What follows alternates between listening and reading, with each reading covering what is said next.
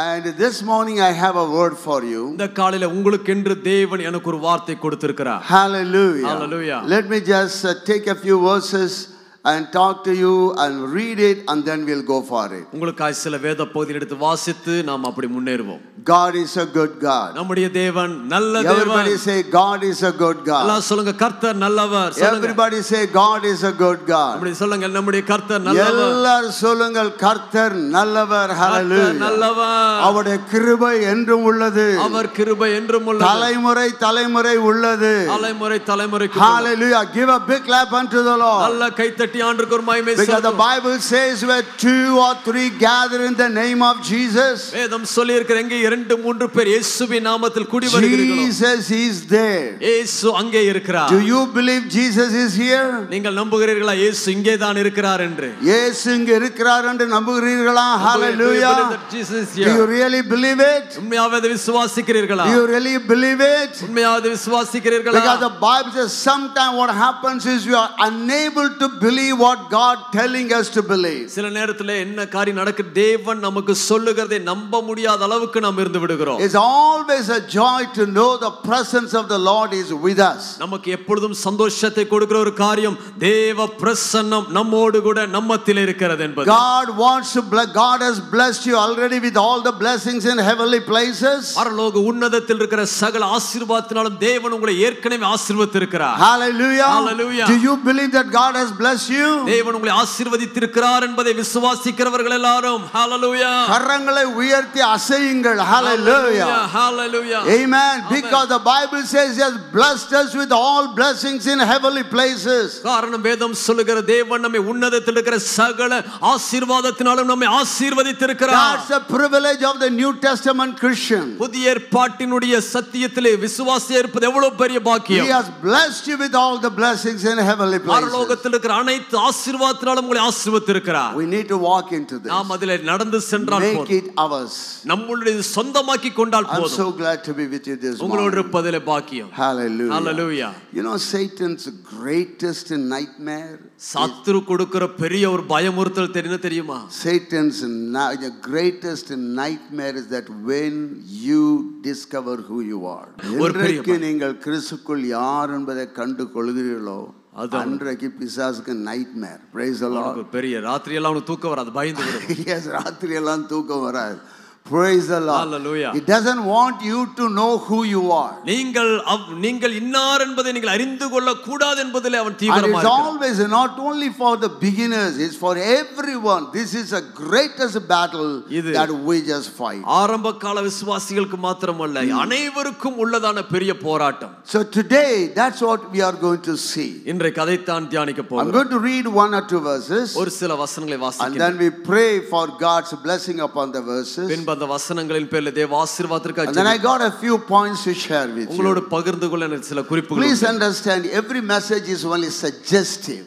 பாருங்க எல்லா செய்திகளுமே it can only suggest something to you. உங்களுக்கு சில காரியங்களை பரிந்துரைக்கும் அவ்வளவுதான். But you need to go back to your house and make a little study on that. ஆனால் நீங்கள் வீட்டுக்கு சென்று அதை குறித்து இன்னும் ஆழமாய் கற்றுக்கொள்ள வேண்டும். When you are sitting there and listening to the message, நீங்கள் உட்கார்ந்து தேவ சத்தியத்தை கேட்கும் பொழுது join that message, hearing of the message with your faith. இந்த செய்தியை உங்கள் விசுவாசத்தோடு இணைத்துக் கொள்ள வேண்டும். If you don't join your faith with what you are hearing, நீங்கள் கேட்கிற செய்தியை சத்தியத்தை உங்கள் விசுவாசத்தில் இணைத்துக் கொள்ளாத as the Bible says, it's not going to benefit you. வேதம் சொல்லுகிறது போல அது உங்களுக்கு பிரயோஜனமாக இருக்க போவதில்லை. We can hear thousands of messages. ஆயிரக்கணக்கான பிரசங்கங்களை நீங்கள் கேட்டிருக்கலாம். We go to Canada. Canada போயிருந்தோம். And we go to the Niagara Falls. Niagara வீழ்ச்சிகளுக்கு போயிருந்தோம். We have seen it every time, but still we want to go there. அங்க எவ்வளவு முறை போயிருந்தால் மறுபடியும் போக. We have seen it many times. பல முறை அதை பார்த்திருக்கிறோம். But still we want to see that. மீண்டும் அதை பார்க்க விரும்புகிறோம். But let me tell you something. உங்களுக்கு ஒன்றை சொல்லுகிறேன். It's a mighty Niagara, just tons of water is flowing down every minute. Niagara வீழ்ச்சியிலே டன் கணக்கான திரளான தண்ணீர் பெருவெள்ளமாய் ஒவ்வொரு வினாடியும் விழுகிறது. Always pouring and pouring. எப்பொழுதும் விழுந்து கொண்டே இருக்கின்றது. You can't even go to the place where the water is falling. எங்க விழுகிறது அந்த இடத்துக்கு கூட நாங்க போகவில்லை. But take a bottle, ஆனால் ஒரு சின்ன பாட்டில் புட்டி எடுத்து, is an empty bottle, ஒரு காலி பாட்டில், and close the mouth of the bottle, அந்த பாட்டிலுடைய மூடியை நீங்கள் திறப்பை மூடி விட்டீர்கள் என்றால், keep that bottle under that mighty Niagara, அவ்வளோ திரளான தண்ணீர் கொட்டுகிற நீர்வீழ்ச்சியிலே அந்த பாட்டிலை வைப்பீர்களானால், not even one drop will go inside, ஒரு சின்ன தண்ணி துளி கூட பாட்டிலுக்கு உள்ளே போகாது, it will remain empty, அது இன்னும் காலியாய்த்தான் இருக்கும். Tell me why. காரணம் என்ன சொல்லுங்களேன். Come on, tell me why. நீங்க சொல்லுங்க காரணத்தை. Because காரணம் என்ன? the mouth is வாய், அதோட வாய் closed, மூடப்பட்டிருக்கின்றது. It's still there, empty. அது இன்னும் காலியா தான் இருக்கு. But tons of water falling. தண்ணீர் விழுந்து கொண்டே இருக்கின்றது. But this is empty. ஆனால் இந்த புட்டி காலியா இருக்கின்றது. See, the blessings of God is falling in this place. இந்த காலையிலே கூட கர்த்தருடைய ஆசீர்வாதங்கள் பொழிந்து கொண்டே இருக்கின்றது. The presence of God is here. தேவ பிரசன்னம் இங்க இருக்கின்றது. The word of God is coming closer. கர்த்தருடைய வார்த்தை உங்களுக்கு நெருங்கி வருகிறது. But if your mouth, if your heart is closed, none of these things will be able to have access into your heart. ஆனால் இதை ஏற்றுக்கொள்ள முடியாத அளவுக்கு உங்கள் இருதயம் அடைக்கப்பட்டிருந்தால் ஒன்றும் உங்களுக்கு பிரயோஜனமா இருக்க போவதில்லை. Open the mouth. இன்றைக்கு அதனுடைய மூடியை திறந்து No second it's filled with water. ஒரு வினாடிக்குள்ளாக அது நிரம்பி விடும். And I believe that God wants to talk to somebody sitting here. இந்த காலையிலே நான் உணர்கிறேன் உங்களில் சிலரோடு கூட ஆண்டவர் பேசுகிறார். Oh, I have been hearing the message for so many years. ஐயா நான் பலமுறை செய்திகளை கேட்டிருக்கிறேன். I'm not changed. எனக்கு மாற்றம் வரவில்லை. I'm not getting what I've been praying for. நான் எதற்கு ஜெபிக்கிறேனோ பெற்றுக்கொள்ளவில்லை. Some of you are little bit tired. இன்னும் சில பேர் களைப்பாய் இருக்கிறீர்கள். They always they are telling you to believe and believe and believe. உங்களை நம்ப விசுவாசிங்கள் என்று சொல்லிக் கொண்டிருக்கிறோம். Some of you may be fighting a lonely battle. சில பேர் தனிப்பட்ட விதத்தில் உங்கள் யுத்தத்தை சந்திக்கிறீர்கள். Some of you may feel lonely and rejected. சில பேர் தனிமையாய் புறக்கணிக்கப்பட்டவர்களாய் இருக்கிறீர்கள். It's working for others. அது மற்றவங்களுக்கெல்லாம் கிரியை செய்கிறது. It's not working for me. எனக்கு அது கிரியை செய்யவில்லை. I want to encourage every one of you this morning. ஒவ்வொருவரையும் இந்த காலை உற்சாகப்படுத்துகிறேன். 99 degree the water is only hot. It's a hot water. 99 degree இருக்கும் பொழுது அது சுடுதண்ணியாய் தான் இருக்கின்றது. Listen to me very carefully. நன்றாய் கவனியுங்கள். 99 degrees Celsius still as hot water. 99 degree செல்சியஸ்ல இன்னும் அந்த தண்ணீர் சுடுதண்ணியாய் தான் இருக்க முடியும். Once it reaches 100, ஆனால் ஒரு வினாடி 100 ஆய் தொடும் பொழுது it becomes steam. Hallelujah. அது ஆவியாய் மாறி விடுகிறது. It can pull the railway engine. Hallelujah. அவ்வளவு பெரிய ரயில்வே இன்ஜினை கூட இழுத்து செல்ல முடியும். You have been waiting for 99 degree. Hallelujah. நீங்கள் 99 டிகிரி வரைக்கும் காத்திருக்கிறீர்கள். Come on, one more degree, give a push. You are going to become 100. விட்றாதீங்க, ஒரே டிகிரி தான் இருக்கிறது. நீங்கள் பலதை இழுத்து கொண்டு செல்லுகிற என்ஜினாய் மாறி விடுவீர்கள். Don't give up. விட்டு விடாதீர்கள். Do not give up. ஒருபோதும் விட்டு கொடுக்காதீர்கள். Shout everybody. சத்தமா சொல்லுவோமா? I don't want to give up. நான் விட்டு விட ஆயத்தமா இல்லை. Hallelujah. Hallelujah. சொல்லுங்க விட்டு கொடுக்க மாட்டேன். நான் விட்டு கொடுக்க போவதில்லை. எல்லாரும் சொல்லுங்க விட்டு கொடுக்க மாட்டேன். விட்டு கொடுக்க மாட்டேன். Hallelujah. Don't give up. விட்டு கொடுக்க மாட்டேன். 1 degree Celsius. 1 degree Celsius. Just the last leg 1 degree. இன்னும் ஒரே டிகிரி தான் இருக்கிறது. Give a push, young man. வாலிபனே இன்னும் கொஞ்சம் Hallelujah. All the young people give one push. ஒரே புஷ் கொடுங்க வாலிப From தம்பி. 99 to 100. 99 ல இருந்து 100 க்கு It வாருங்கள். becomes steam. அது ஆவியாய் மாறும். You can pull the railway engine. Railway என்ஜினை இழுத்து செல்லும். That's what God wants you to have this morning. இந்த காலையில் அதற்கு தான் தேவன் உங்களை அழைக்கிறார். So join the message with your faith. விசுவாசத்தோடு கூட இந்த செய்தியில் இணைத்துக் கொள்ளுங்கள். If you believe, நீங்கள் விசுவாசித்தால் you will see the glory of God. தேவனுடைய மகிமை காண்பீர்கள். If you believe, நீங்கள் விசுவாசித்தால் you'll see the glory of நீங்கள் God. தேவனுடைய மகிமை காண்பீர்கள். Heaven and earth shall pass away. ஓ வானமும் பூமியும் But மாறி not my போகலாம். word. என்னுடைய வார்த்தை Hallelujah. Give a big clap unto the Lord. கரங்களை தட்டி கர்த்தருக்கு மகிமை. Our God is a good God. நம்முடைய தேவன் நல்லவர். Let us read a few verses from the Bible. வேதத்திலிருந்து சில வசனங்களை வாசிக்கலாம். And 1 Corinthians chapter 1 verse 26. 1 கொரிந்தியர் 1ஆம் அதிகாரம் 26ஆம் வசனம். Hallelujah. Hallelujah. I let brother read in Tamil. 1 கொரிந்தியர் 1:26 உங்களுக்கு 1 Corinthians chapter 1 verse 26. 1 கொரிந்தியர் 1:26 உங்களுக்காக வாசிக்கின்றேன். எப்படியெனில் சகோதரரே நீங்கள் அழைக்கப்பட்ட அழைப்பை பாருங்கள். மாம்சத்தின்படி ஞானிகள் அநேகர் இல்லை, வல்லவர்கள் அநேகர் இல்லை, பிரபுக்கள் அநேகர் இல்லை. Another verses we are going to read from Matthew chapter 13 verse 37 to 39. மத்தேயு 13ஆம் அதிகாரம் 37 முதல் 39 வசனங்களை உங்களுக்கு வாசிக்கின்றேன். அவர் பிரதியுத்தரமாக, நல்ல விதையை விதைக்கிறவன் மனுஷகுமாரன், நிலம் உலகம். நல்ல விதை ராஜ்யத்தின் புத்திரர், களைகள் பொல்லாங்கனுடைய புத்திரர். அவைகளை விதைக்கிற சத்துரு பிசாசு, அறுப்பு உலகத்தின் முடிவு, அறுக்கிறவர்கள் தேவதூதர்கள். The good seed are the children of the kingdom. நல்ல விதைகள் ராஜ்யத்தினுடைய புத்திரர். The believers are the good seed. விசுவாசிகள் தான் அந்த நல்ல விதைகள். Hallelujah. Hallelujah. Let us pray for the word. நாம் வசனத்திற்காக Father, ஜெபிப்போம். we thank you, Lord. பிதாவே உமக்கு நன்றி. Father, breathe over these written words. இந்த எழுதப்பட்ட வசனங்கள் மேலே உம்முடைய சுவாசத்தை and ஊதும். make it a rhema for every one of us. எங்களுக்கு இது எல்லாருக்கும் ரேமாவாய் மாற்றி தாரும். Speak to me, Father. எங்களோடு பேசும் அப்பா. Speak to us, Father. எங்களோடு கூட பேசு. Open our eyes to see what you want us to see. நாங்கள் எதை கண்டுகொள்ள வேண்டும் அதை கண்டுகொள்ள எங்கள் கண்களை திறந்தருளும். We commit ourselves in your hand. எங்களை முற்றிலும் உம்முடைய கரத்தில் Without அர்ப்பணிக்கிறோம். you we can't do anything, Father.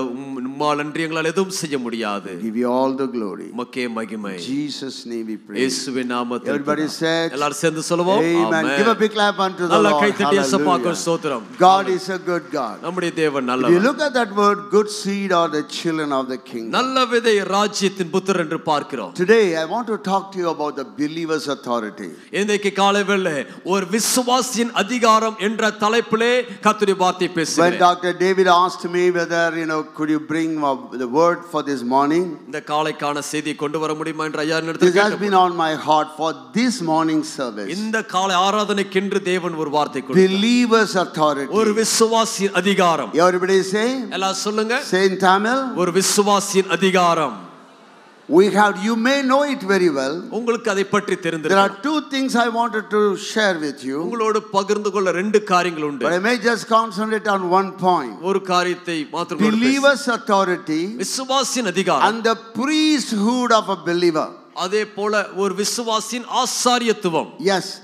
The first one is the believer's authority. முதல் குறிப்பு விசுவாசியின் அதிகாரம். Another one is the priesthood of a believer. இரண்டாவது விசுவாசியின் ஆசாரிய ஊழியம். We need to know who we are. நாம் யார் என்பதை அறிந்து கொள்ள வேண்டும். We can be a blessing. நாம் ஒரு ஆசீர்வாதமா இருக்க முடியும். Not only we are blessed, we can be a blessing for others. நாம் மாத்திரம் ஆசீர்வதிக்கப்படுவதல்ல, பிறருக்கும் ஆசீர்வாதமா இருக்க Paul முடியும். is writing in 1 Corinthians chapter 1 verse 26. 1 கொரிந்தியர் 1:26 பவுல் எழுதுகிறார். For you see your calling, brethren. உங்கள் அழைப்பை கவனித்து பாருங்கள் சகோதரரே. Brethren, see your calling. சகோதரரே, உங்கள் அழைப்பை பாருங்கள். Not many were wise. உங்களில் அநேகர் ஞானிகள் இல்லை. Not many mighty. வல்லவர்கள் அநேகர் இல்லை. Not many noble. பிரபுக்களும் அநேகர் இல்லை. But God has called us. தெய்வம் நம்மை அழைத்திருக்கிறார். Everybody listening to me? எல்லாரும் கவனிக்கிறீங்களா? Hallelujah. Can you wave your hand at me? கையில் அசைச்சு ஆமென் சொல்லி காமிங்க பார்க்கலாம். Hallelujah. Please say, I am called by God. எல்லாம் சொல்லுங்க பார்க்கலாம். நான் தேவனால் அழைக்கப்பட்டவள். சொல்லுங்க, நான் தேவனால் அழைக்கப்பட்ட. எல்லாம் சேர்ந்து சொல்லுவோமா? Do you know what Jesus says? இயேசு என்ன சொல்லுகிறார் தெரியுமா? You have not called me. நீங்கள் என்னை அழைக்கவில்லை. You have not chosen me. நீங்கள் என்னை தெரிந்து கொள்ளவில்லை. But I have chosen you. நான் உங்களை தெரிந்து கொண்டேன். Before the foundation of the world. உலகத்தின் தோற்றத்திற்கு முன்பதாகவே. Before you were formed in the womb of your mother. தாயின் கருவில் உங்கள் தாயின் கரு உருவாவதற்கு முன்பதாகவே. God has seen you. தேவன் உங்களை கண்டுகொண்டார். God has called you. தேவன் உங்களை அழைத்திருக்கிறார். God has chosen you. தேவன் உங்களை தெரிந்திருக்கிறார். He has chosen you to be a blessing for thousands of people. ஆயிரக்கணக்கான மக்களுக்கு நீங்கள் ஆசீர்வாதமாய் இருக்க உங்களை தேவன் தெரிந்திருக்கிறார். Today we are going to look at a few points. இப்பொழுது சில குறிப்புகளை இன்னைக்கு பார்க்கலாம். You are called by God. தேவனால் நீங்கள் அழைக்கப்பட்டவர்கள். You are blessed by God. தேவனால் நீங்கள் ஆசீர்வதிக்கப்பட்டவர்கள். Come on, say I am blessed by God. சொல்லுங்க, நான் தேவனால் ஆசீர்வதிக்கப்பட்டவன். Shout aloud, I am blessed by God. சத்தமா சொல்லுங்க, நான் தேவனால் ஆசீர்வதிக்கப்பட்டவன். You know why I want you to say this? ஏன் நீங்க சொல்றதுக்கு உங்களுக்கு கேக்குறேன் தெரியுமா? Your ear must hear what your mouth says. உங்கள் வாயால் சொல்றத உங்கள் காதுகள் கேட்க வேண்டும். Because it has to go into your spirit. அப்பொழுதுதான் உங்கள் ஆவியில் அது செல்லும். We will know who we are. நாம் யார் என்பதை அறிந்து கொள்ள வேண்டும். You are gifted. நீங்கள் வரங்களால் நிரப்பப்பட்டவர்கள். Hallelujah. You are gifted. உங்களை தேவன் வரங்களால் நிரப்பி You இருக்கிறார். are empowered. நீங்கள் பலப்படுத்தப்பட்டிருக்கிறீர்கள். You are envisioned. நீங்கள் You are a வெளிச்சமாக்கப்பட்டிருக்கிறீர்கள். disciple maker. நீங்கள் சீஷரை உருவாக்குகிறவர்கள். You and I must know who we are in Christ Jesus. நீங்களும் நானும் கிறிஸ்துவுக்குள் யார் என்பதை அறிந்து கொள்ள வேண்டும். Point number 1. முதல் குறிப்பு. If you are noting down point number 1. குறித்துக் கொள்வது என்ன குறித்து? Every believer is a royal priesthood. ஒவ்வொரு விசுவாசியும் ஒரு ராஜரீக ஆசாரியனாய் இருக்கிறார்கள். 1 Peter chapter 2 verse 9. 1 பேதுரு 2:9 அதை சொல்லுகிறது. I'm reading it in NIV. NIV version-ல வாசிக்கிறேன். Yes, 1 Peter chapter 2 verse 9. 1 பேதுரு 2:9. You are a chosen people. நீங்கள் தெரிந்து கொள்ளப்பட்ட சந்ததி, a royal priesthood, ராஜரீகமான ஆசாரிய கூட்டம், a holy nation, பரிசுத்த ஜாதி, God's special possession, அவருக்கு சொந்தமான ஜனம், that you may declare the praises of him நீங்களுடைய புண்ணியங்களை அறிவிக்கும்படிக்கு, who called you out of darkness அந்தகாரத்தினின்று into his wonderful light. ஆச்சரியமான ஒளிக்கு அழைத்தவருடைய புண்ணியங்களை அறிவிக்க. Look at the call that God has put upon you and me. உங்கள் பேர்ல வைத்த அழைப்பை பாருங்களேன். We are a royal priesthood. நீங்கள் ஒரு ராஜரீக ஆசாரியனாய் royal ராஜரீகம் priest. ஆசாரியன். Royal generally refers to the king. ராஜரீகம் என்றாலே ராஜாக்களுக்கு பொருந்தக்கூடிய ஒன்று. And the priest. ஆசாரியன். So you are the king and the priest. Hallelujah. ராஜாக்களும் ஆசாரியலுமா இருக்கிறீர்கள். You believe that word? நம்புறீங்களா இந்த வார்த்தையை? That I am a royal priesthood. சொல்லுங்க பார்க்கலாம். நான் ஒரு ராஜரீக ஆசாரியனாய் இருக்கின்றேன். Stand in the gap and pray for the people. ஜனங்களுக்காக திறப்பில் நின்று ஜெபிக்க வேண்டும். In your own area God has sown you as a seed. ஆண்டவர் உங்களை உங்கள் சொந்த பகுதியிலே ஒரு விதையாய் வைத்திருக்கிறார். Wherever you are living, wherever your house is, நீங்க உங்கள் வீடு எங்க இருக்கிறதோ, நீங்கள் எங்க வாழ்ந்து கொண்டிருக்கிறீர்களோ, God has sown you as a seed. தேவன் உங்களை ஒரு விதையாய் அங்கே நாட்டி வைத்திருக்கிறார். And in that area God wants to make an impact upon the people. அந்த ஏரியாவில் அந்த காலனியிலே தேவன் உங்கள் மூலமா ஒரு தாக்கத்தை ஏற்படுத்த விரும்புகிறார். So as a royal priest, ஒரு ராஜரீக ஆசாரியனாக you can in your area pray for the people. உங்கள் பகுதிகளிலே உங்கள் ஜனங்களுக்காக நீங்கள் மன்றாட வேண்டும். Bring a breakthrough. ஒரு விடுதலை கொண்டு வாருங்கள். Make a way for people to know who Jesus is. இயேசு யார் என்பதை ஜனங்கள் அறிந்து கொள்ள ஒரு வழியை திறந்து கொடுங்கள். The first point, every believer is a royal priest. ஒவ்வொரு விசுவாசியும் ஒரு ராஜரீக ஆசாரியனா My இருக்கிறார். second point is this. இரண்டாவது குறிப்பு. Every believer is a living witness. ஒவ்வொரு விசுவாசியும் ஒரு ஜீவனுள்ள சாட்சி. Living testimony. ஜீவனுள்ள சாட்சியா If இருக்கிறீர்கள். you look at the word that you all know, that Acts of the Apostle chapter 1 verse 8. அப்போஸ்தலர் 1:8 உங்களுக்கு எல்லாம் தெரிந்த வசனம். I'm reading in KJV. KJV-ல But ye படிக்கிறோம். shall receive power. நீங்கள் After that the Holy Ghost has come upon you. பரிசுத்த ஆவி உங்களிடத்தில் வரும்போது நீங்கள் பலன் அடைந்து எருசலேமிலும் யூதேயா முழுவதிலும் சமாரியாவிலும் பூமியின் கடைசி பரிந்தும் எனக்கு சாட்சிகளாய் இருப்பீர்கள் என்றார். You will be a testimony unto me. எனக்கு சாட்சிகளாய் இருப்பீர்கள். I look at the strategy of God. தேவனுடைய அந்த திட்டங்களை பாருங்கள். Where you will be a witness unto God. எங்கெல்லாம் நீங்கள் அவருக்கு சாட்சி இருக்க First முடியும். in Jerusalem. முதல்ல எருசலேமிலே. In your own area. உங்க சொந்த பகுதிகளில். Then in Judea. பின்பு யூதேயாவில். For example, if you take it in this way, it will be like this. இப்படி கூட நீங்க எடுத்துக்கலாம். First you are going to be a testimony in Coimbatore. முதல்ல நீங்க கோயம்புத்தூர்ல அவருக்கு சாட்சியா இருக்க போகிறீர்கள். Then you are going to be a testimony in Tamil Nadu, where everybody is speaking Tamil. எல்லாரும் தமிழ் பேசுகிற எல்லா மக்கள் மத்தியில் தமிழ்நாட்டில் நீங்கள் சாட்சியா இருக்கலாம். Then you are going to be a testimony in Samaria, just around Tamil Nadu, தமிழ்நாட்டுக்கு or the சுற்றி nation of India. இருக்கிறதான மாநிலம் இந்திய தேசம் எடுத்துக்கலாம். Then unto the uttermost part of the earth. பின்பு பூமியின் கடைசி பரிந்தும் That is the strategy of God. இதுதான் தேவனுடைய And திட்டம். God wants you and me to be a living testimony. இதிலே தேவன் உங்களையும் என்னையும் ஜீவனுள்ள சாட்சியா இருக்க விரும்புகிறார். Not a dead one. ஒரு செத்து போன சாட்சி அல்ல. But a living one. ஜீவனுள்ள சாட்சி. Every day. ஒவ்வொரு You நாளும். are having experience with God. தேவனோடு ஒரு அனுபவம். You enjoying the presence of God. அவருடைய பிரசன்னத்தில் அனுபவிக்கிற அனுபவம். Understand the believer's authority. விசுவாசியின் அதிகாரத்தை புரிந்து கொள்ளுங்கள். You are a royal priesthood. நீங்கள் ஒரு ராஜரீக ஆசாரியன். And you are a living testimony. நீங்கள் ஒரு ஜீவனுள்ள சாட்சியா இருக்கிறீர்கள். Sometimes God is bringing somebody to your life. சில நேரத்தில் சில நபர்களை உங்கள் வழியிலே தேவன் கொண்டு வருவார். And he wants to show that person your life. உங்க வாழ்க்கையை அந்த நபருக்கு காண்பிக்க தேவன் விரும்புவார். Maybe they are suffering something in their personal life. ஒருவேளை அவங்க தனிப்பட்ட வாழ்க்கையிலே சில போராட்டங்களை அவர்கள் சந்திப்பார்கள். Maybe in your school. உங்க ஸ்கூலா கூட இருக்கலாங்க. Maybe in the college where you are studying. நீங்க படிக்கிற கல்லூரியா இருக்கலாம். Or the place you are working. நீங்க வேலை செய்யற இடமா இருக்கலாம். The person is having turmoil. ஒருவேளை பலத்த வேதனையோடு ஒரு நபர் இருக்கலாம். And God wants to show him through you to that person. அப்படிப்பட்ட காயப்பட்ட மக்களுக்கு உங்கள் வாழ்க்கையின் மூலமாக தன்னை வெளிப்படுத்த தேவன் விரும்புகிறவராய் இருக்கிறார். The person watches you. உங்களை கவனித்துக் கொண்டிருக்கிற அந்த நபர், the way in which you love, நீங்க எப்படி நேசிக்கிறீங்க, the way in which you talk, நீங்க எப்படி பேசுறீங்க. There was a pastor, he was preaching. ஒரு போதகர் இப்படி பிரசங்கம் பண்ணி கொண்டிருந்தார். A mighty preacher, ஒரு பலத்த பிரசங்கியார், very good pastor. Our அனுபவமான பிரசங்கியார். One day that church there was a gap in the middle.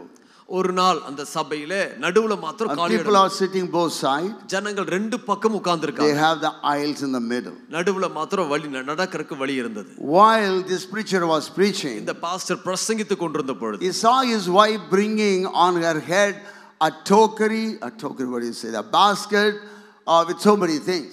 அங்கே அவர் பார்த்து கொண்டிருக்கும் பொழுது அவருடைய மனைவி ஒரு கூடையை தலையில வைத்து சுமந்து முன்னால வந்து கொண்டிருந்தார்கள். Couldn't understand what's happening. என்ன நடக்கிறது என்று அவருக்கு புரியவில்லை. As she came closer, பக்கத்துல வரும் பொழுது, all his clothes and everything there on that basket.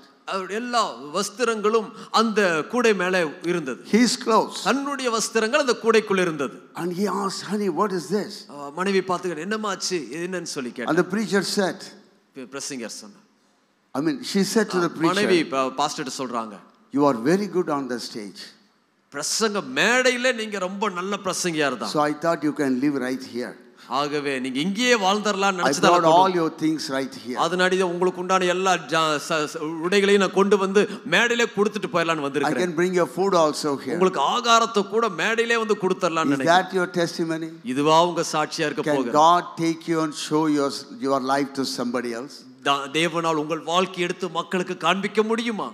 Many a time we miss a kairos moment. அநேக நேரத்திலே தேவனுடைய கைரோஸ் somebody is suffering, யாரோ ஒருவர், and God brings that person to show him you.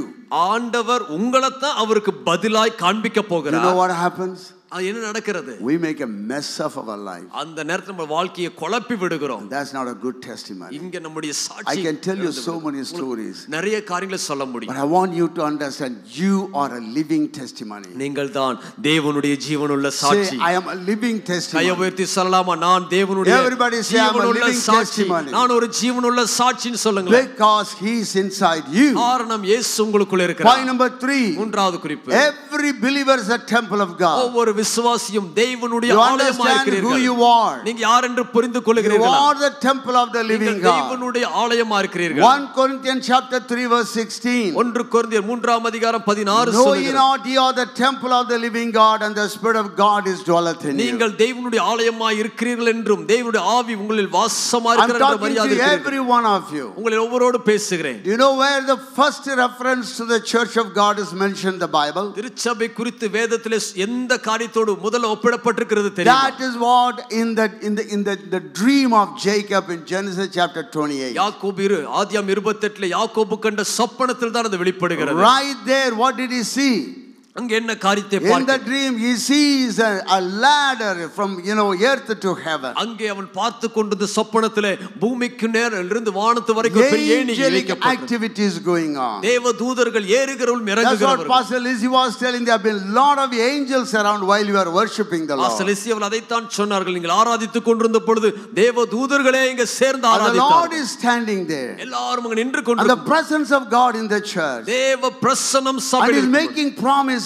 வாக்குத்தத்தங்களை சொல்லும் பொழுது. In the church God is making promises to people. தேவன் தமது சபையிலே வாக்குத்தத்தங்களை மக்களோடு ஏற்படுத்துகிறார். And then Jacob realizes. அங்கே யாக்கோபு உணர்ந்து கொள்கிறார். It's an awful place. அங்கே பலத்த ஒரு துதியை ஏறெடுக்கிறார். Is none other than the house of God. இது வேறொன்றுமல்ல, இது தேவனுடைய வீடு. In the house of God, தேவனுடைய வீடு என்ன தெரியுமா? The presence of the Lord is there. அங்கே தேவ பிரசன்னம் இருக்கும். Angelic activities are there. தேவ தூதர்களின் நடவடிக்கைகள் இருக்கும்.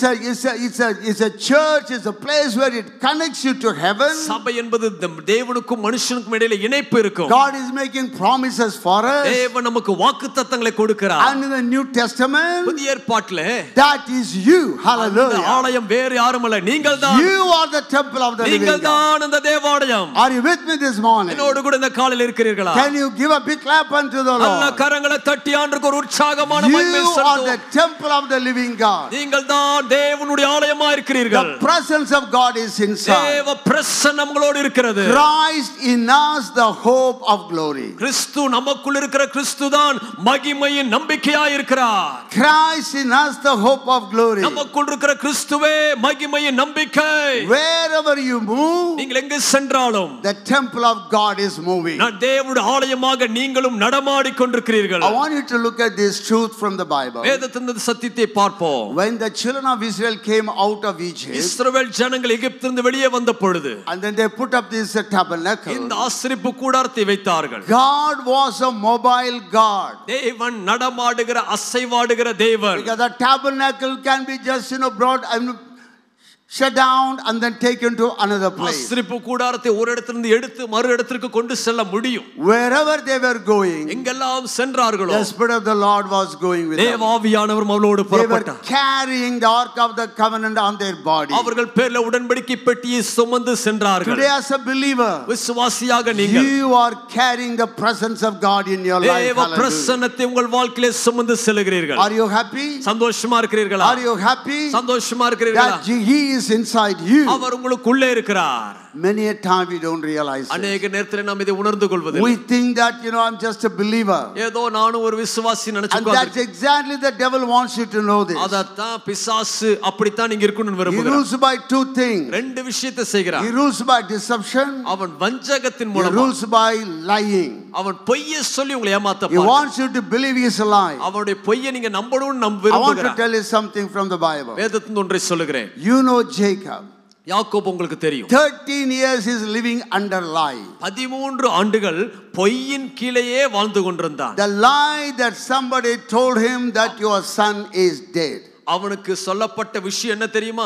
உன்னுடைய மகன் மரித்து போனான் என்று யாரோ சொன்ன பொய்யிலேயே வாழ்ந்து கொண்டிருந்தான். He is believing and living for 13 years that Joseph is dead. யோசேப்பு மரித்து போனான் என்ற பொய்யவே அவன் நம்பி 13 ஆண்டுகள் வாழ்ந்தான். 13 years. 13 He வருஷம். didn't check with God. அவன் அதுல மாறவில்லை. Because I don't see in the Bible that God, why did you do this? He never asked. வேதத்துல அதிலிருந்து ஒன்னு பார்க்க முடியல. ஏன் அப்படி நடந்ததுன்னு கேட்க முடியவில்லை. He believed the words of his other son. மற்ற நம் மகன்களுடைய வார்த்தையே அவன் நம்பிக்கொண்டிருந்தான். Do you know how many believers are just living their life like that, believing lies?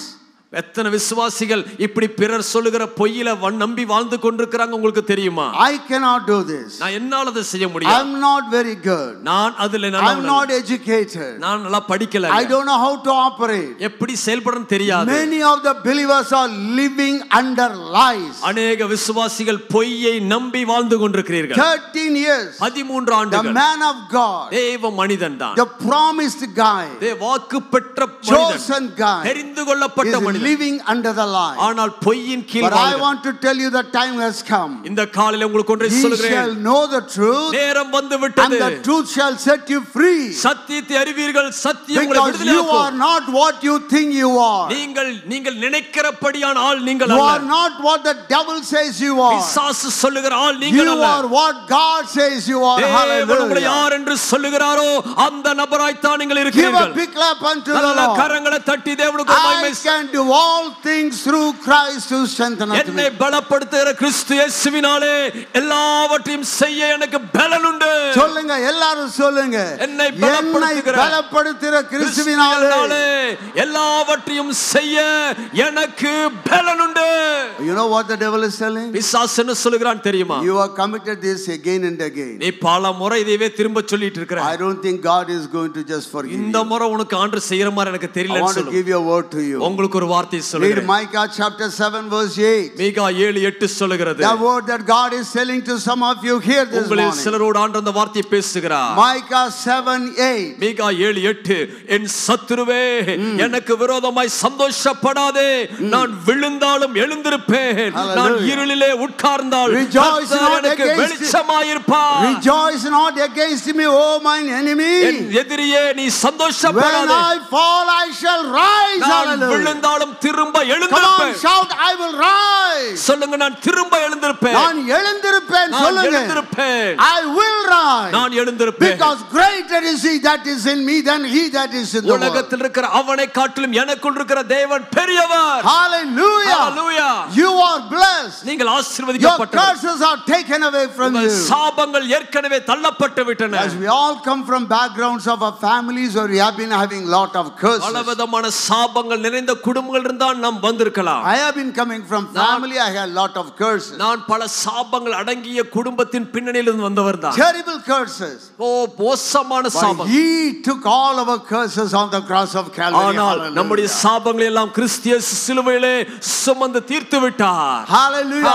சாபங்கள் உங்கள் வாழ்க்கையில் கிரியை செய்ய முடியாது. No curse can Give a work in big your clap unto the நல்ல Lord. கரங்களை தட்டி கர்த்தரை மகிமைப்படுத்துவோம். Praise the Lord. கர்த்தருக்கு மகிமை. Point number 4. நான்காவது குறிப்பு. Hallelujah.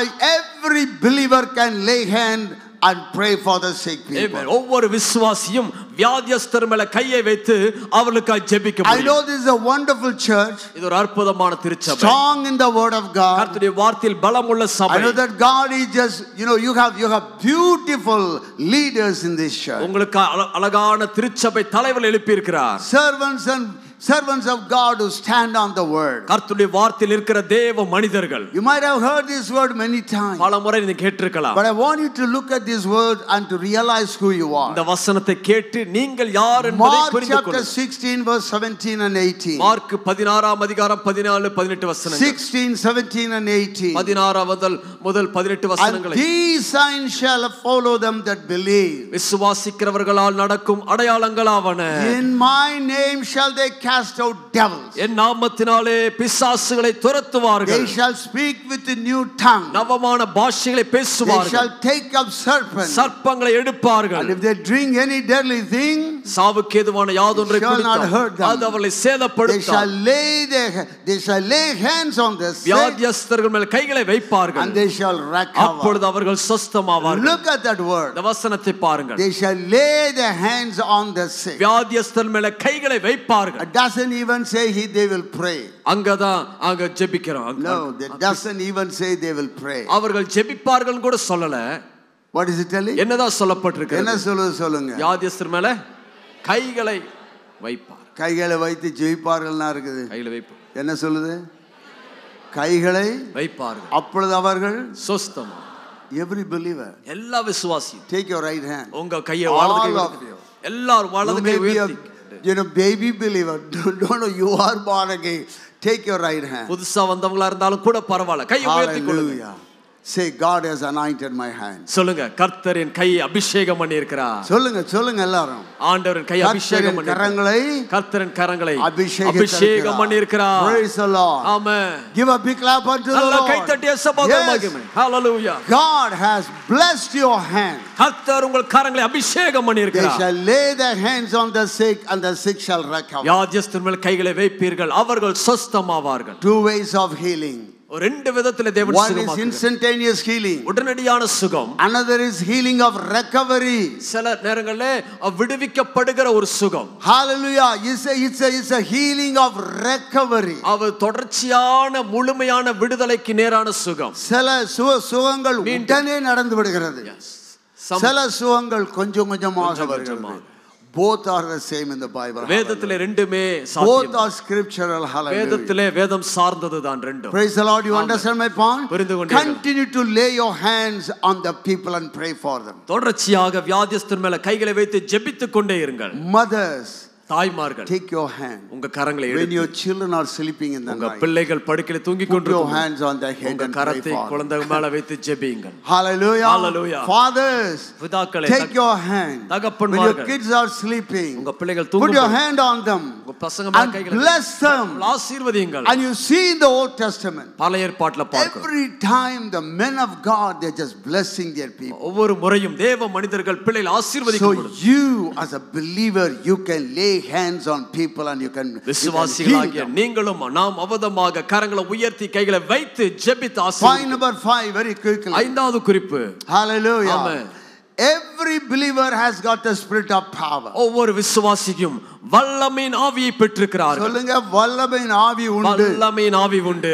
வல்லமையின் ஆவி உண்டு. வல்லமையின் ஆவி உண்டு. ஒவ்வொரு விசுவாசிக்கும் spirit of power. ஒவ்வொரு விசுவாசிக்கும் spirit of power. 2 Timothy chapter 1 verse 7. 2 தீமோத்தேயு 1:7. 2 Timothy 1:7. 2 தீமோத்தேயு 1:7 For God has not given us a spirit of fear தேவன் நமக்கு பயமுள்ள ஆவியை கொடாமல் and timidity, பலமும் but of power, பலமும் and of love, அன்பும் and of self-discipline. தெளிந்த புத்தியுள்ள ஆவியை கொடுத்திருக்கிறார். So God has not given us a spirit of fear. ஆகவே இங்க இருக்கிற ஒருத்தருக்கும் தேவன் பயத்தின் ஆவியை கொடுக்கவில்லை. Yesterday you were all right, நேற்றைக்கெல்லாம் சரிதான். but suddenly today you are afraid. திடீர்னு இன்னைக்கு பயந்து இருக்கீங்க. What is that? என்ன நடந்தது? Spirit of fear. பயத்தின் ஆவி. Fear is a spirit.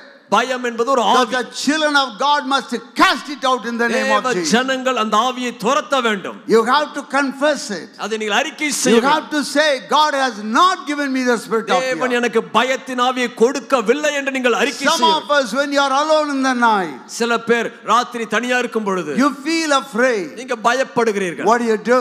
என்ன செய்ய வேண்டும்? Take the word of God. கர்த்தருடைய வார்த்தையை எடுத்து. Hallelujah. Hallelujah. God has not given me the spirit of fear. தேவன் எனக்கு பயத்தின் ஆவியை கொடுக்கவில்லை. Understand the believer's authority. விசுவாசின் அதிகாரத்தை புரிந்து கொள்ளுங்கள். தேவனால் பிறந்தவன் எவனும் தன்னை காக்கிறான், பொல்லாங்கன் அவனை தொட முடியாது. Hallelujah. Hallelujah.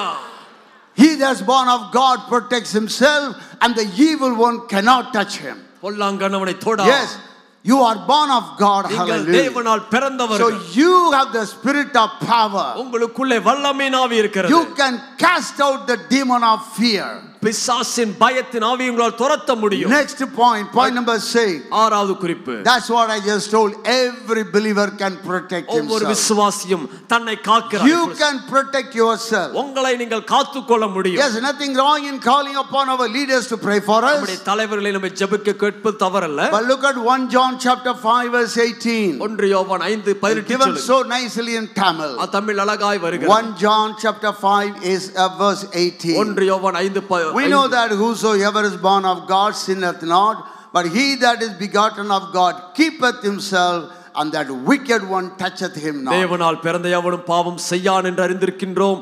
தேவனால் பிறந்தவன் தன்னை காக்கிறான், பொல்லாங்கன் அவனை தொடான். We can protect ourselves. நம்மை நாம் காத்துக்கொள்ள முடியும். When you know that the enemy is attacking you, பிசாசு உங்களை தாக்குகிறது when you know that the enemy is attacking your family, பிசாசு உங்கள் குடும்பத்தை தாக்குறான்னு பார்ப்பீர்கள் you can protect yourself. நீங்கள் உங்களை காத்துக்கொள்ள முடியும். How can you protect? எப்படி காத்துக்கொள்ள They முடியும்? overcame the enemy by the blood of the lamb and by the word of their testimony. ஆட்டுக்குட்டியின் இரத்தத்தினாலும் சாட்சியின் வசனத்தினாலும் அவனை ஜெயித்தார்கள். The blood of Jesus. இயேசுவின் இரத்தம். The blood of Jesus. இயேசு கிறிஸ்துவின் They இரத்தம். overcame the enemy by the blood of the lamb. அந்த அவர்கள் பிசாசை ஆட்டுக்குட்டியின் இரத்தத்தால் ஜெயித்தார்கள். Point number 7.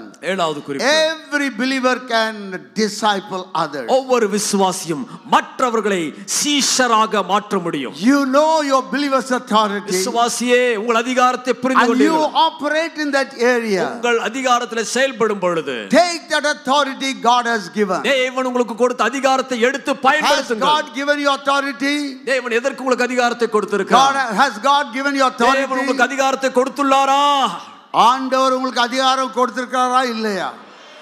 கரங்களை உயர்த்தி அசைத்து காட்டுங்கள். Hallelujah. God has given authority for everybody. தேவன் நம் யாவருக்கும் அதிகாரங்களை கொடுத்திருக்கிறார். Hallelujah. Hallelujah. When God puts you in the place of authority, தேவன் உங்களை ஒரு அதிகாரத்தின் நிலையில தான் வைத்திருக்கிறார். you carry the authority. அந்த அதிகாரத்தை சுமக்கிறீர்கள். Hallelujah. Hallelujah. So believers authority God has given you. விசுவாசியா நீங்கள் இருப்பீர்கள் என்றால் உங்களுக்கு ஒரு அதிகாரம் உண்டு. You can disciple others. நீங்கள் மற்றவர்களை சீஷராய் உருவாக்க முடியும். Every believer tell somebody about Jesus. ஒவ்வொரு விசுவாசியும் பிறருக்கு இயேசுவை சொல்லுங்கள். Talk with them, spend time with them. அவர்களோடு நேரம் செலவழித்து பேசுங்கள். Bring them into their home cell group. அவர்களை வீட்டு கூட்டங்களுக்கு கொண்டு வாருங்கள். Disciple them. அவர்களை சீஷராக்குங்கள். Bring them into the church. சபைக்கு கொண்டு வாருங்கள். This is a recurring job that God has given to us. இது தேவன் உங்களுக்கு கொடுத்து கொண்டிருக்கிறதான தொடர்ச்சியான ஒரு ஊழியமாய் இருக்கிறது. One more point I want to give to you. இன்னொரு குறிப்பு உங்களுக்கு சொல்றேன். Every believer can preach the gospel. ஒவ்வொரு விசுவாசியும் சுவிசேஷத்தை பிரசங்கிக்க முடியும். Hallelujah. Hallelujah. Every believer. ஒவ்வொரு விசுவாசியும். I'm going to ask you one question. உங்களை ஒரு கேள்வி கேட்கிறேன்.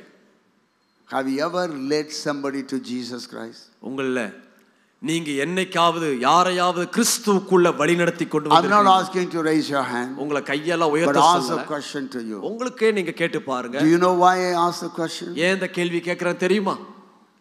When you begin to do that one, நீங்க ஒருவரை கிறிஸ்துவுக்குள் நடத்தும் பொழுது you become a leader. நீங்க ஒரு தலைவனாய் தலைவியாய் மாறுகிறீர்கள். Hallelujah. Amen. They ask you question. உங்களை கேள்வி கேட்பார்கள். And you have to answer. நீங்க அவங்களுக்கு பதில் சொல்வீங்க. You go to the Bible. வேதத்துக்கு போவீங்க. You find out. பதிலை கண்டுபிடிப்பீங்க. That is what made me a leader. இதுதான் உங்களை தலைவனாய் தலைவியாய் மாற்றுகிறது. We didn't know many verses in those days. அன்னைக்கெல்லாம் வசனம் நிறைய வசனம் தெரியாது. We didn't know many verses in the early stages. ஆரம்ப காலங்களில் எங்களுக்கு நிறைய வசனம் not very many Pentecostal churches like this. இது போல பெரிய பெந்தேகோஸ்து சபைகள் இல்லை. We had 2 or 3 verses. 2-3 வசனம் தான் இருக்கும். John 3:16, யோவான் 3:16, John 1:12, யோவான் 1:12, 1 John 1:9. 1 யோவான் 1:9. That's all we knew. இவ்வளவுதான் உங்களுக்கு தெரியும். You understand my point? உங்களுக்கு நான் சொல்றது புரியுது? God so loved the world. தேவன் நம்மை இவ்வளவு அன்பு கூர்ந்தார். As many as received them, to them he gave power to become the children of God. அவர் ஏற்றுக்கொண்ட எத்தனை பேருடைய பிள்ளைகளாக அதிகாரம் கொடுத்தார். பாவங்களை அறிக்கையிட்டால் பாவங்களை நமக்கு மன்னித்து எல்லா அநியாயத்தை நீக்கி சுத்திகரிப்பாக ஒரு உண்மையின் இந்த 3 வசனத்தை வச்சு தான் ஆத்மாக்களை ரட்சிக்கணும். ஹalleluya, praise the Lord. Amen. Hallelujah. Do you understand my point? உங்களால இந்த குறிப்பை புரிந்து கொள்ள முடியும். You are so afraid to tell somebody about Jesus. பாருங்க, இயேசு குறித்து மற்றவங்களுக்கு அறிவிக்கிறதுக்கு பயப்படக்கூடாது. I want to tell you something. உங்களுக்கு ஒன்றை சொல்லுகிறேன். When we begin to share our experience with somebody, நம்முடைய அனுபவத்தை பிறருக்கு சொல்லும் ஆயத்தமாகும் பொழுது you literally become paralyzed. நமக்கு ஒண்ணுமே செயலிழந்து போயிடுவோம். You don't know what to do. என்ன செய்யறதுனே தெரியாது. You don't know what to say. என்ன சொல்றது. What if they ask some question? நம்ம ஏதாவது கேள்வி கேட்டா என்ன பண்றது? That fear factor is so strong. அந்த பயமானது நமக்குள்ள ஆழமா. How can you remove that fear from your life? அந்த பயத்தை எப்படி தான் வாழ்க்கையை விட்டு துரத்துறது? How can you remove? எப்படிங்க துரத்த போறீங்க? You cannot go to a school. நீங்க ஸ்கூலுக்கு போய் fearless school, பயமில்லாத ஸ்கூல், பயமில்லாத வாழ்க்கைக்காக ஸ்கூலுக்கு போய் படிக்க முடியாது. உங்க கோயம்புத்தூர்ல அப்படி இருக்கா? அப்படி எதுவும் இருக்குங்களா? பயமில்லாத ஸ்கூல்னு இருக்குதா? We cannot. அப்படியெல்லாம் இல்லங்க. You have to go through the process. பயத்தின் ஊட அந்த வழியின் ஊடாதான் நீங்கள் செல்ல வேண்டும். I know nowadays, to learn swimming you have 9 swimming pools. இப்போ நீச்சல் கற்றுக்கொள்றதுக்கு நீச்சல் குளங்கள் நிறைய இருக்குது. But I am just talking about 1963. 1963ஆம் ஆண்டில் ஆரம்பித்தேன்.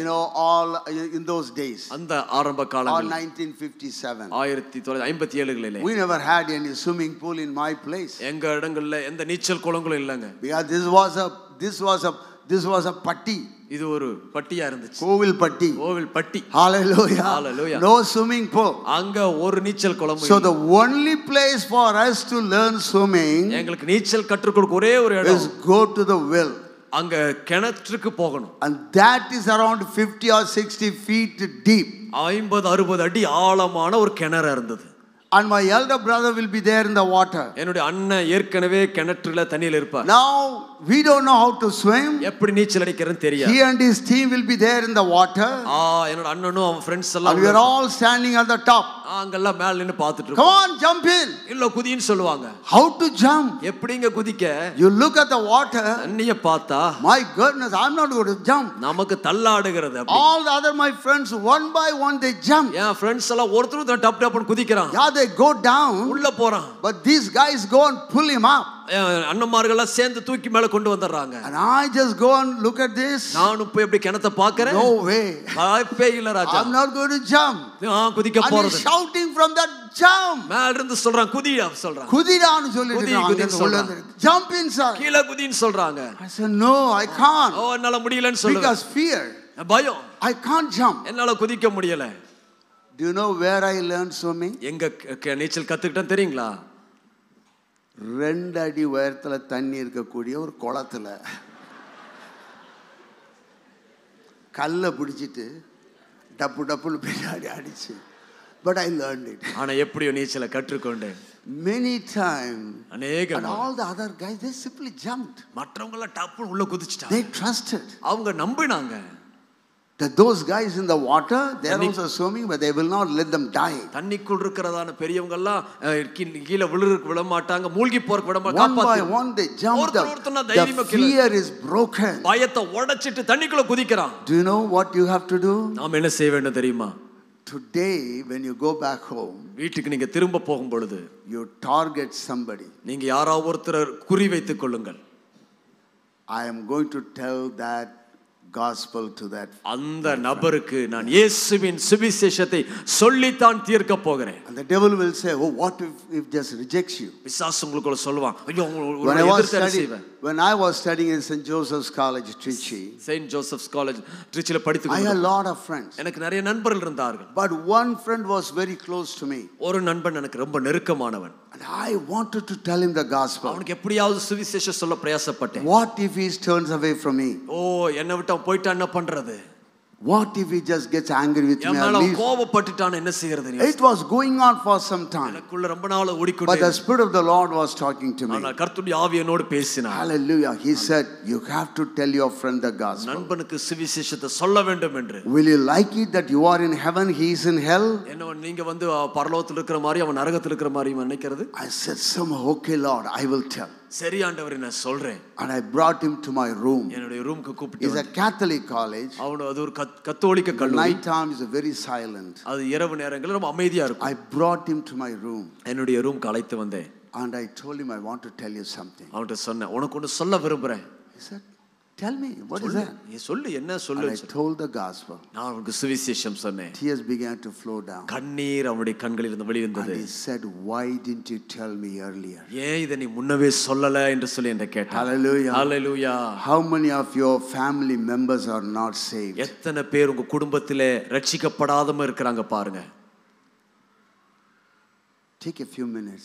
கொஞ்ச நேரம் எடுத்து close your eyes. உங்க கண்களை மூடிக்கொள்ளுங்க. As you are sitting listening to me from all over. இந்த எங்கெல்லாம் நீங்கள் கர்த்தருடைய வார்த்தையை கேட்டுக்கொண்டிருக்கிறீர்களோ, believe on the Lord Jesus. கர்த்தரா இயேசுவை விசுவாசியுங்கள். You and your household shall be saved. நீங்களும் உங்கள் வீட்டாரும் ரட்சிக்கப்படுவீர்கள். உங்க குடும்பத்துல ரட்சிக்கப்படாத எத்தனை மக்கள் உண்டு? How many people? சகோதர சகோதரிகள், brothers and sisters. நீங்கள் பரலோகத்திற்கு போய் கொண்டிருக்கும் பொழுது அவர்கள் எங்க போகிறார்கள் கேள்வி கேட்கிறீங்களா? When you are going to heaven, have you asked any question that where will they go? Would you like to ask that question? அந்த கேள்வி உங்களுக்குள் கேட்டு பாருங்கள். Today, right here while you are sitting, இப்பொழுது இதே இடத்துல நீங்கள் உட்கார்ந்து கொண்டிருக்கும் பொழுது, and you target somebody in your heart, நீங்கள் உங்க மனசுல ஒருத்தரை லக்கு வைத்துக் கொள்ளுங்கள். that person, அந்த சகோதரன், I am going to tell the gospel. அவருக்கு நான் சுவிசேஷத்தை சொல்லுவேன். I'm just going to tell my testimony. என்னுடைய சாட்சியை சொல்ல போகிறேன். I'm just going to tell that Jesus loves you. இயேசுவின் அன்பை அவருக்கு சொல்ல போகிறேன். இயேசு உங்களை நேசிக்கிறார். Hallelujah. Hallelujah. Take 1 minute. ஒரு நிமிடம் எடுத்துக்கொள்ளுங்க. Take a decision right now. ஒரு தீர்மானம் இப்பவே எடுத்துருங்க brother. What is the meaning of listening to messages? ஒரு பிரசங்கத்தை கேட்கிறதுனால என்ன? And if the sermon does not do anything in my life, அந்த பிரசங்கம் என் வாழ்க்கையில் எந்த கிரியும் செய்யவில்லை என்றால், I don't think it's going to be a blessing. அது உங்களை ஆசீர்வதிக்கும் என்று நான் நினைக்கவில்லை. இப்பொழுதே அருமையான சகோதரரே, உங்களுடைய தம்பி நேசம் ஏற்றுக்கொள்ளல. நீங்கள் தேவனுடைய மகிமையை நீங்கள் அனுபவித்துக் கொண்டிருக்கிறீர்கள். உங்களுடைய குடும்பத்தில் எத்தனையோ பேர் இன்றைக்கு இருந்து நீங்க ஜெபிக்க ஆரம்பிக்க. Take a decision. இன்றைக்கு ஒரு தீர்மானம் எடுப்போம். இன்றையில இருந்து from today onwards, குடும்பத்தின் மக்கள் எல்லாரும் ரட்சிக்கப்படத்தக்கதாக I will pray that all my family I will pray for all my family people. என்னுடைய எல்லா குடும்பத்தாருக்காக நான் ஜெபிப்பேன். Take a decision right now. இப்பொழுது ஒரு தீர்மானம் எடுத்து everyone, ஒவ்வொருவரும், Pastor, I don't know how to tell. Pastor, எப்படி அவங்களுக்கு சொல்வேன்? Don't worry about that. அத பத்தி கவலைப்படாத. At that moment he will give you the strength. அந்த நேரத்திலே நீங்க என்ன பேச வேண்டும் என்று ஆண்டவர் உங்களை பலப்படுத்துவார். Hallelujah. Hallelujah. Take a decision. ஒரு தீர்மானத்தை மாற்று. Thank you Lord for the decision. நன்றி ஆண்டவரே, தீர்மானம். Yes, thank the Lord for the decision. அந்த தீர்மானத்துக்கு நன்றி சொல்லுங்க. Look at me. Hallelujah. என்னை கவனிங்களேன் பாருங்க. You know, when I got saved, ஒரு நிமிஷம் கண்ணை திறந்து பாருங்க. நான் ரட்சிக்கப்பட்டேன். In my family, என்னுடைய வீட்ல நான்காவது மகன். I am fourth. நான்காவது. It's very interesting, my family. என்னுடைய குடும்பம் ரொம்ப We were 8 children. நாங்க 8 பிள்ளைகள். 4 boys, 4 girls. 4 ஆம்பளை பசங்க, 4 பெண் பிள்ளைகள். First the girl, முதல்ல அக்கா இருந்தாங்க. second boy, இரண்டாவது மகன். third girl, மூன்றாவது பொண்ணு. fourth boy, நான்காவது பையன். fifth girl, அஞ்சாவது பொண்ணு. sixth boy, ஆறாவது பையன். like this one. I don't know how they planned it. எப்படி இத திட்டம் பண்ணாங்கன்னு தெரியல. Hallelujah.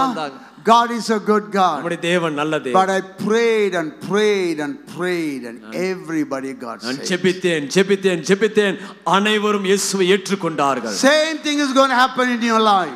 அதே காரியம் உங்களுக்கு நடக்கும். In your family life. உங்க குடும்பங்களில் you are going to get saved, everybody. ஒவ்வொருவரும் ரட்சிக்கப்பட வரைக்கும் விடாதீர்கள். Hallelujah. Hallelujah. Give a big clap unto the Lord. நல்ல கைத்தட்டிய சகோதரர்களே. Understand the believer's authority. விசுவாசின் அதிகாரத்தை புரிந்து கொள்ளுங்கள். God is a good God. நம்முடைய தேவன் நல்ல தேவன். Hallelujah. Hallelujah.